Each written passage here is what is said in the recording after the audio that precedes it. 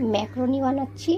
আলু দিলাম, একটা কাঁচা লঙ্কা দিলাম। এবার দিচ্ছি ফুলকপি, দিচ্ছি গাজর, দিচ্ছি বিনস, দিচ্ছি ক্যাপসিকাম, দিচ্ছি কয়েকটা মটর, দিচ্ছি এবার পেঁয়াজ। এখন সামান্য নুন দিলাম, পরে আবার নুন দেবো, নুন বা সল্ট। দিচ্ছি সামান্য হলুদ। আমি দিচ্ছি একটু ঝাল সস, যেহেতু আমার মিষ্টি সসটা শেষ হয়ে গেছে বা খতম হয়ে গেছে, তাই। এবার দিচ্ছি ম্যাগি মশলা। ম্যাগি মশলাটা দিলাম, এটা অপশন, আপনারা দিতেও পারেন নাও পারেন।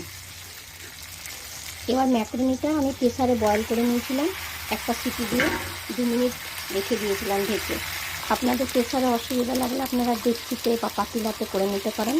আর সামান্য নুন দিয়ে দিলাম, তখন দিয়েছিলাম, আর একটু দিলাম। Macaroni complete.